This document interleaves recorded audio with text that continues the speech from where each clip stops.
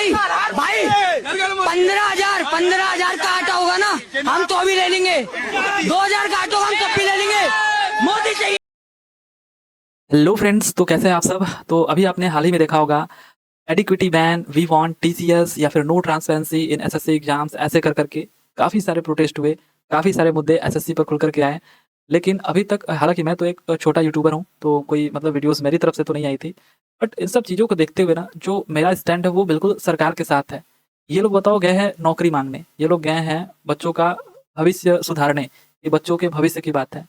क्या करोगे, क्या करोगे ये नौकरी लेकर के? नौकरी लोगे, फिर से सिस्टम में आओगे, और सिस्टम में आने के बाद आप क्या करोगे? रिश्वत वगैरह लोगे, रिश्वत वगैरह लेते-लेते अपने आप को बड़े पद पर पहुँचाते-पहुँचाते एक दिन एसएससी का चेयरमैन बन जाओगे, है ना?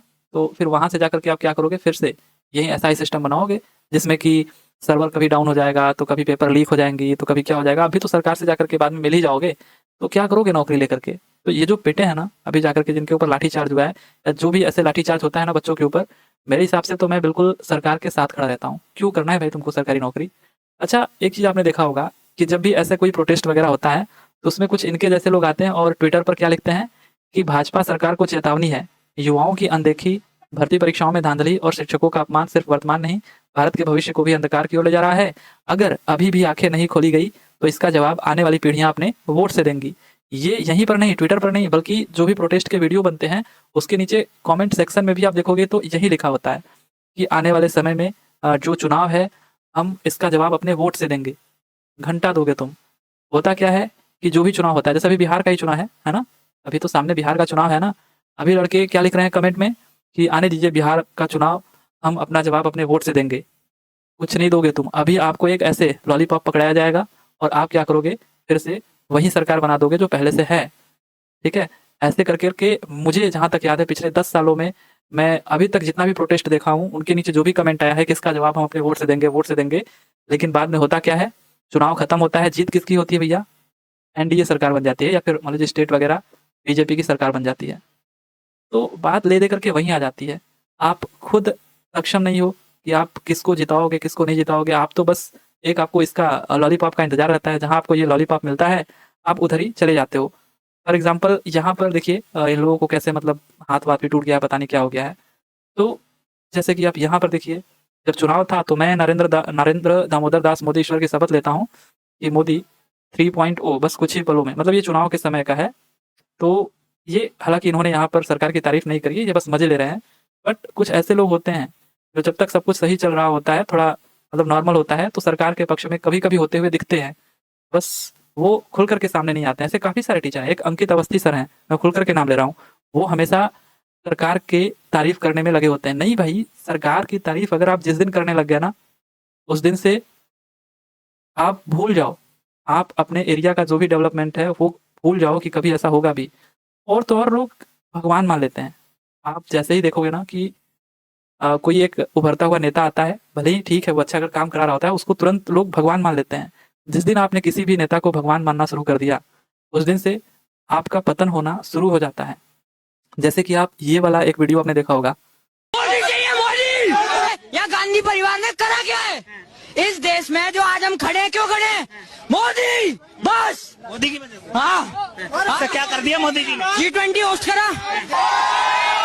बोलो ना, तुम कह रहे हो मोदी ने किया क्या है? अमेरिका क्या कहता था? क्या हो तुम? आज हम कहते तू क्या है बे? हमें ये है मोदी। और फिर कहते हो मोदी क्यों चाहिए? अरे हमें चाहिए मोदी।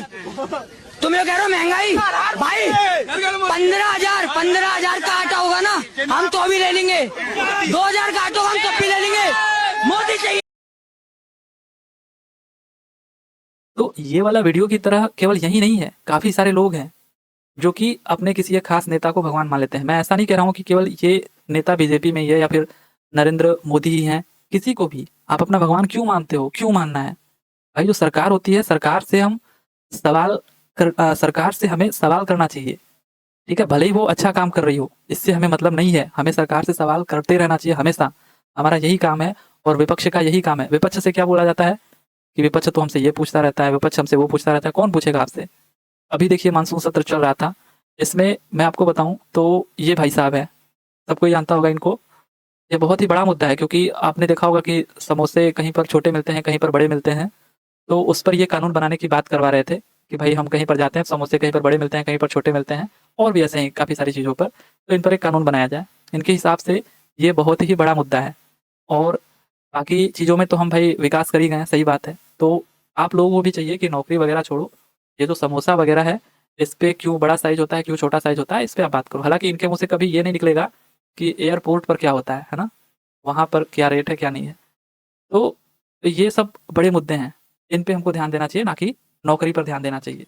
मेरा एक ही बस कहना है आपसे कि जो भी पत्रकार है, जो भी जनता है, या जो भी आप हो, आपका काम सरकार से सवाल करना है। चाहे वो भले ही अच्छे काम कर रही हो, चाहे वो कितना ही आपके यहाँ डेवलपमेंट करा रही हो। थोड़ी-सी भी गड़बड़ी होती है तो आपको सवाल करना चाहिए। जिस दिन आप अपने ही यहाँ के लीडर को भगवान मान लोगे, उसी दिन से आपका पतन शुरू हो जाएगा, है ना? और ये जितने भी लोग नीचे कमेंट करके लिखते हैं ना कि अपना जवाब देंगे हम वोट दे करके, वो कभी वोट देते ही नहीं है। सही बात तो ये है ना कि हमारे यहाँ यूथ लगभग, अगर मैं बताऊँ तो 80% हमारी जितना भी यहाँ पर अपने कंट्री में जितनी भी पॉपुलेशन होगी यूथ की, उसकी 80% यूथ तो वोट देता ही नहीं है। क्यों क्यों नहीं देता है? क्योंकि या तो वो कहीं पर प्रिपरेशन कर रहा होता है, अगर बिहार में है तो वो पटना में कहीं प्रिपरेशन कर रहा होता है, यूपी में कहीं इलाहाबाद में चला गया होता है, प्रयागराज में चला गया होता है, या दिल्ली में होता है, तो वो अपने घर पर नहीं आता है और वोट नहीं करता है।